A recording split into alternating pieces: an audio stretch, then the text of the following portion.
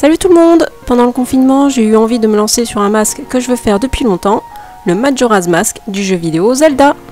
Je voulais que mon masque soit le plus ressemblant possible à celui du jeu vidéo, donc j'ai pris des images, des goodies officiels comme référence, et du coup ça tombait bien puisque l'année dernière, Nintendo a sorti un masque grandeur nature et il est en photo sous toutes les coutures. Ils ont aussi fait une vidéo du produit que je vous mettrai en barre d'infos parce qu'elle m'a beaucoup aidé pour essayer de voir tous les détails. J'ai aussi regardé ce qu'avaient fait les autres youtubeurs et j'ai été subjuguée par le travail de Bobby Duck Arts qui a fait un masque en bois parfaitement symétrique, et j'ai vu que pour sa part il avait pris comme référence le masque du court-métrage Terrible Fate qui est disponible sur YouTube, pareil le lien sera en barre d'infos. Et ce masque a quelques toutes petites différences par rapport à l'original, mais j'aime beaucoup le rendu de l'effet bois. Donc finalement j'ai voulu combiner ces deux références, Nintendo pour avoir quelque chose le plus proche possible du jeu vidéo, et Bobby Duck Arts pour avoir un aspect réaliste du masque. Sur ce, c'est parti. Donc la première difficulté, et la plus grosse, a été de faire la forme du cœur qui fait toute la base du Majora's Mask. J'ai vu des personnes sur YouTube utiliser des ballons, un coussin en forme de cœur, mais j'avais rien de tout ça, en plus c'était le confinement à ce moment-là. Donc je me suis dit que je pouvais peut-être faire une base de cœur en carton. Alors pour commencer, j'ai imprimé une moitié du masque, j'ai coupé et j'ai reporté ça sur 2 feuilles A4 collées ensemble.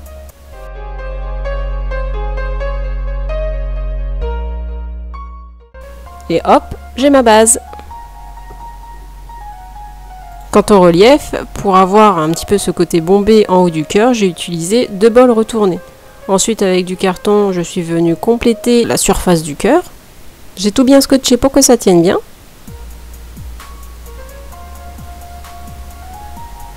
Et pour avoir quelque chose de plus solide, j'ai refait ma base cœur en papier sur du carton.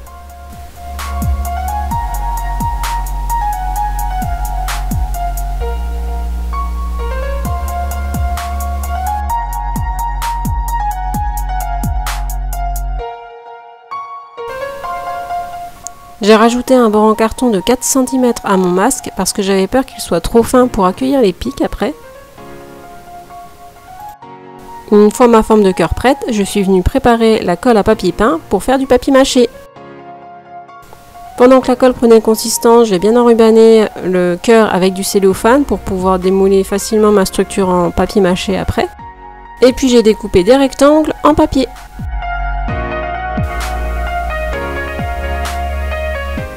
Maintenant pour faire ma base en papier mâché, c'est tout bête. Je trempe un petit peu mes rectangles en papier dans la colle et je vais appliquer sur le cœur recouvert de cellophane. J'ai bien fait environ 6 ou 7 couches pour qu'une fois sec, ce soit vraiment solide.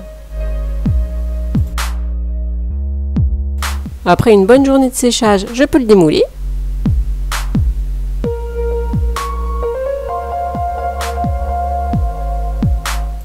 J'ai découpé le surplus de bord que j'avais laissé dépasser pour être sûr de bien tout recouvrir. J'ai repris la pliure là du haut du cœur parce que je le trouvais pas assez marqué.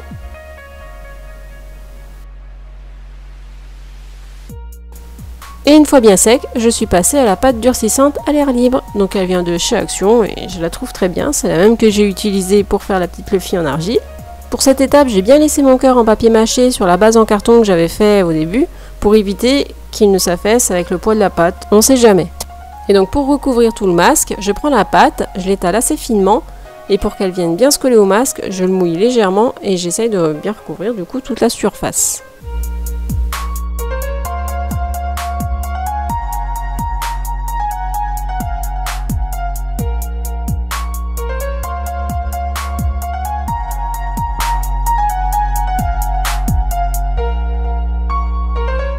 Pendant que ça sèche, je prépare les pics. J'ai fait ma base avec du papier un peu cartonné. J'ai mesuré la hauteur d'un pic sur mon image de référence et je me suis servi de cette mesure pour faire le rayon d'un cercle. Et j'ai ajouté 1 cm pour être sûr. Vaut mieux venir couper du râpe de pic par la suite que de devoir en rajouter. Donc ça me fait des pics de 8 cm de haut en tout.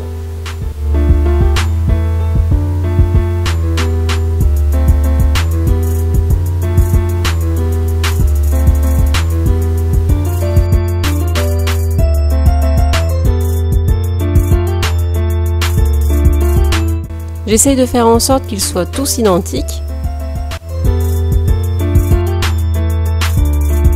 excepté les deux en haut qui sont plus fins. Et comme pour le cœur, je les mouille et je les recouvre de pâte étalée. Je les lisse au maximum, même si c'est pas parfait, c'est pas grave puisqu'après je vais venir les poncer. Les rebelote pour faire 8 fois le même travail, j'adore ça. Une fois le masque bien sec, je l'ai poncé. Je vais utiliser les pics pour voir à peu près comment rendre l'épaisseur du masque et franchement je trouvais ça beaucoup trop. Donc j'ai pas hésité et j'ai coupé un max de bords. J'ai aussi redéfini à nouveau la pliure du haut du cœur parce que je trouvais que c'était pas assez prononcé et j'ai remis du papier mâché et de la pâte pour consolider tout ça. J'ai aussi repris les fissures qui se sont formées en ponçant comme un bœuf. J'ai laissé sécher tranquillement et comme je trouvais encore la pliure pas assez marquée, je suis venue avec une gouge de lithogravure pour essayer d'insister vraiment à cet endroit là, comme on peut le voir sur les images de référence où on voit que c'est quand même une pliure qui est assez marquée. J'ai tellement poncé pour avoir la forme parfaite que j'en ai même troué le papier mâché. Du coup j'ai repapiété et remis de la pâte pour boucher les trous.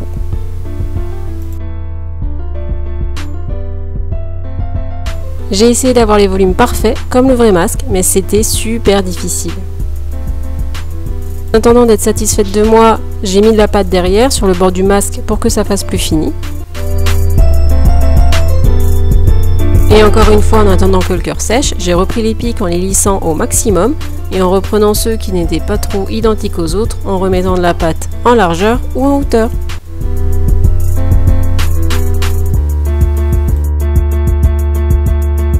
Et c'est rebelote pour les 8 pics.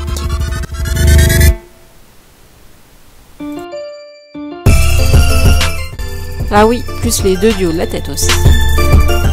Bon, en attendant que tout ça sèche, je me suis penchée sur les yeux. J'ai réfléchi longtemps à savoir quel support j'allais utiliser pour faire les yeux et avoir la bonne rondeur et surtout deux yeux identiques. Et je me suis dit que j'allais utiliser une boule de Noël. J'ai regardé laquelle était la plus adaptée, la pailletée me paraissait mieux puisque l'autre risquait de faire des yeux trop globuleux. Je l'ai filmé avec du papier alimentaire pour ne pas l'abîmer et pour que le papier peint se décolle facilement. Donc j'ai pu faire la base des deux yeux sur une seule boule.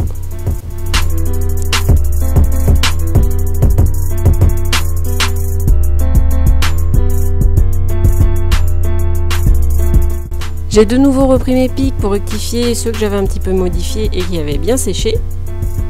Après une bonne journée de séchage, j'ai pu démouler les yeux.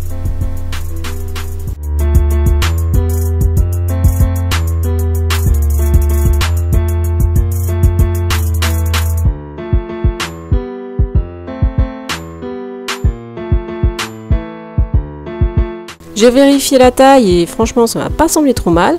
Donc je les ai recouverts de pâte étalée après les avoir mouillés.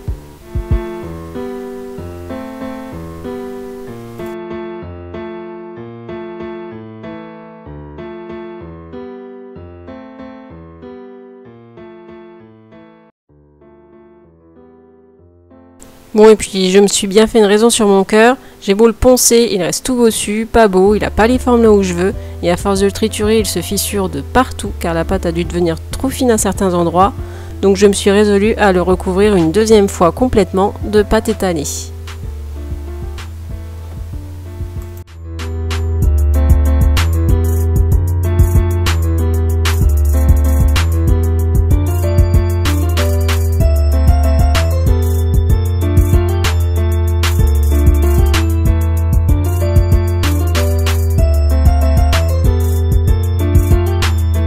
J'ai profité que ce soit frais pour venir faire tenir les pics.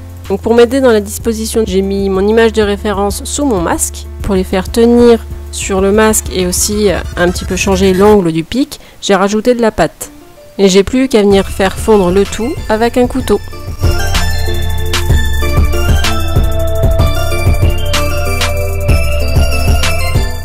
À ce moment-là, j'ai seulement fixé les pics par le devant, j'ai pas pris le risque de retourner le masque pour mettre aussi de la pâte derrière. J'ai préféré faire comme ça et attendre que ce soit bien sec pour retourner le masque et mettre de la pâte aussi à l'arrière des pics.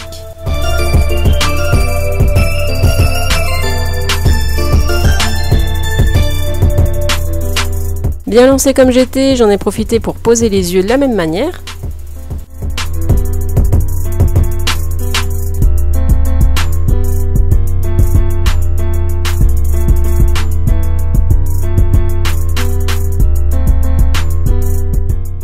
Et ben voilà, ça commence à ressembler à quelque chose maintenant.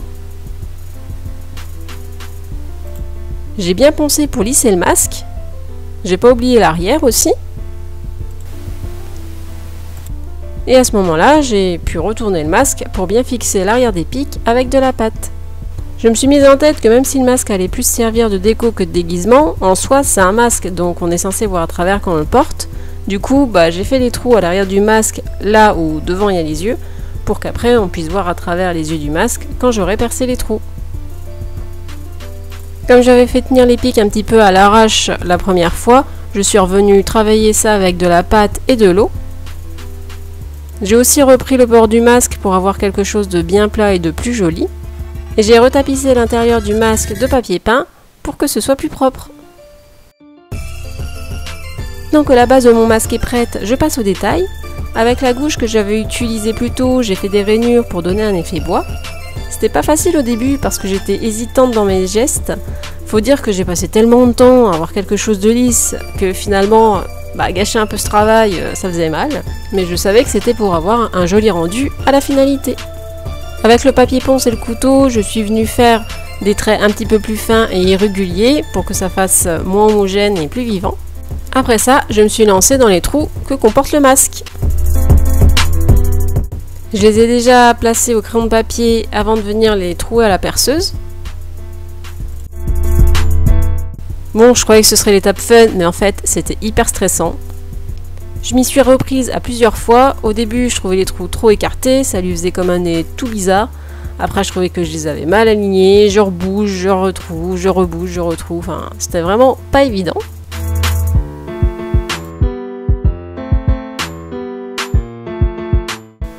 Pour le trou des yeux, je me suis aidée de l'image que j'avais imprimée. Je l'ai vraiment utilisée jusqu'au bout, la pauvre. J'ai aussi tracé l'iris pour mieux voir si j'avais bien placé la pupille. Je suis contente parce que j'ai raté tous les trous, mais ceux des yeux, bizarrement, je les ai réussis du premier coup.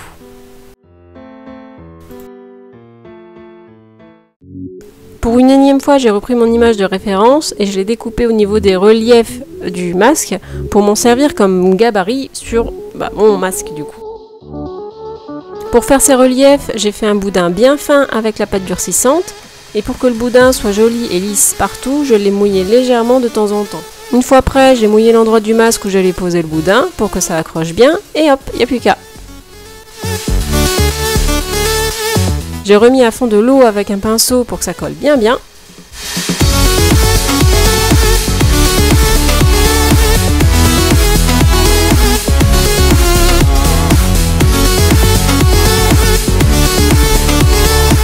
Et une fois sec, je les ai légèrement poncés pour les lisser. J'ai dépoussiéré avec un chiffon un peu humide pour bien attraper la poussière et j'ai pu passer à la peinture. J'ai commencé par la peinture noire en peignant les trous et les boudins.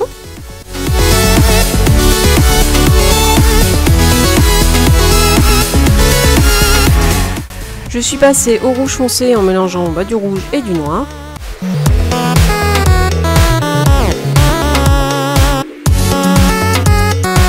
Avant de passer à la peinture bleue, j'ai délimité les zones oranges qu'il y a en haut du masque. J'ai eu un mal fou à obtenir le bleu parfait. D'ailleurs à ce moment-là, je trouvais encore mon bleu bof, mais bon, fallait bien se lancer. Et comme j'ai un max de mélange, du coup je m'en suis servi pour aussi peindre l'intérieur du masque. Et en fait, catastrophe, je me suis rendu compte qu'il y avait aussi des trous en haut. Bon c'est reparti pour réparer l'oubli.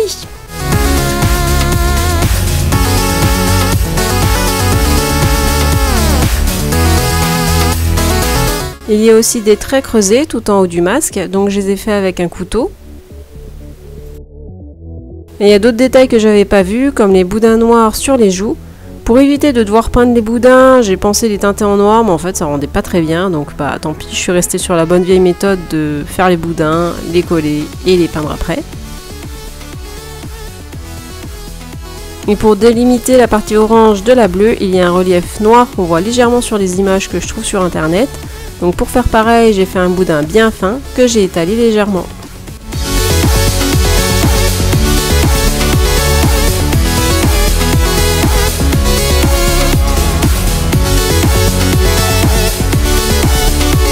Et j'ai poncé mon boudin aplati pour le lisser et l'amincir.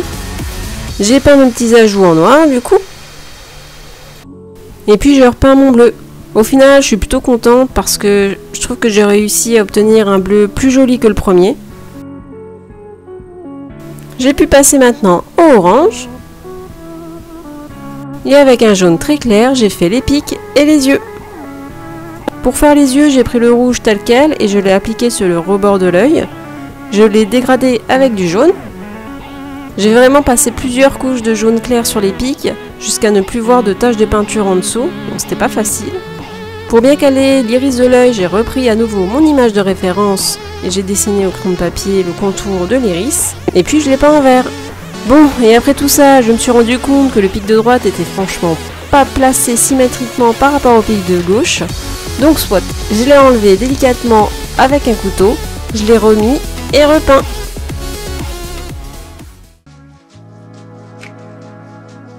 J'ai défini un peu plus les yeux avec du vert clair. Ensuite, je suis venue faire les lignes blanches qu'il y a sur le masque. J'ai décidé de faire comme la personne qui a fait le masque en bois. J'ai voulu creuser un sillon pour ces marques. Mais j'ai commencé par les peindre avec un blanc très dilué pour bien savoir où j'allais les creuser.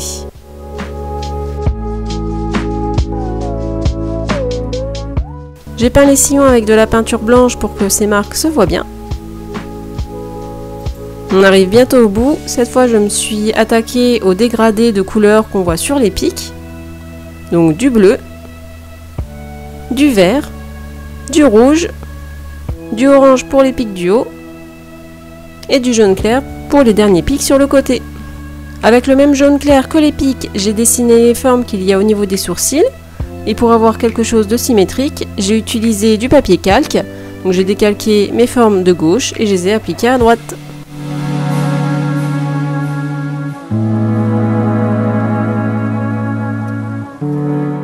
Pour les rectangles noirs qu'il y a dans la partie orange, alors normalement ce sont vraiment des rectangles assez épais et avec des angles droits et tout.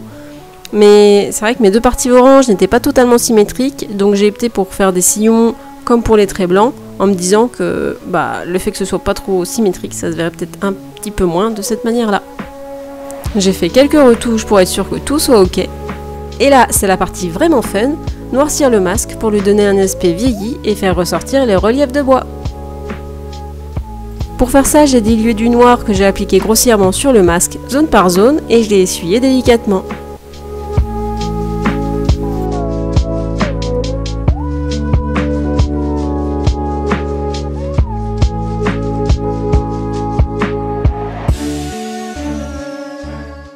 Avec un mouchoir bien propre et humide, j'ai essuyé plus intensément certains endroits pour que ce ne soit pas trop uniforme. Et j'ai pu passer au vernis. Alors j'ai un vernis mat et un vernis brillant. Honnêtement, je vois pas trop la différence une fois appliqué. Mais par acquis de conscience, j'ai mis du vernis mat partout et du vernis brillant seulement sur les yeux, en me disant que ça donnerait un effet un peu luisant et plus vivant. J'ai fait attention en appliquant le vernis de ne pas laisser une couche trop épaisse, sinon ça a tendance à blanchir quand ça sèche. Une fois bien sec, je suis passée à l'arrière et pour fignoler cette partie, j'ai utilisé une sorte de satin noir que j'ai collé avec une colle à tissu qui vient de chez Action. Comme j'avais fait exprès de laisser des yeux sur le masque pour qu'on y voit, j'ai fait un trou aussi dans le tissu et j'ai collé petit à petit à l'intérieur. J'ai pas cherché à ce que ce soit bien lisse, j'aime bien l'effet un petit peu froissé que ça donne comme ça. Et j'ai fait attention à ne pas coller le tissu sur le rebord du premier pic, celui qui a une extrémité, vous savez, en jaune clair, enfin en jaune très très clair. Parce que mon idée c'était de mettre un ruban pour porter le masque si jamais on veut. Mais comme j'en avais pas du coup sous la main avec le confinement, j'ai laissé donc cet espace pour coller le ruban plus tard.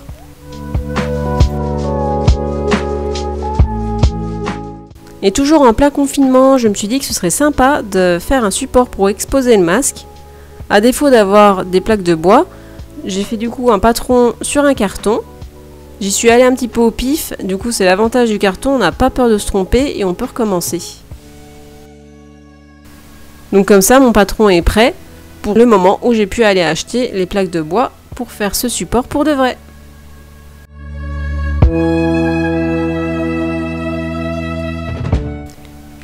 Et donc me voilà enfin avec un ruban pour faire l'attache du masque. Donc je le colle avec la colle à tissu que j'ai utilisée pour coller le satin. Et j'ai également ramené de mes courses une plaque de bois et des charnières pour faire le support. Donc j'ai pu me servir de mon patron en carton que j'avais fait. J'ai reporté mes formes, j'ai coupé. Bon, elles n'étaient pas très jolies, donc je les ai poncées, puis je les ai peintes.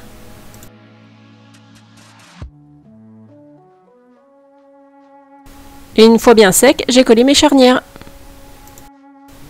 J'ai essayé pour voir ce que ça donnait. Bah ça va, c'est un petit peu penché, il y a un côté qui est un petit peu plus bas que l'autre, mais c'est pas grave, au moins il n'est pas tout droit stoïque. Et voilà ce que ça donne une fois posé sur le meuble.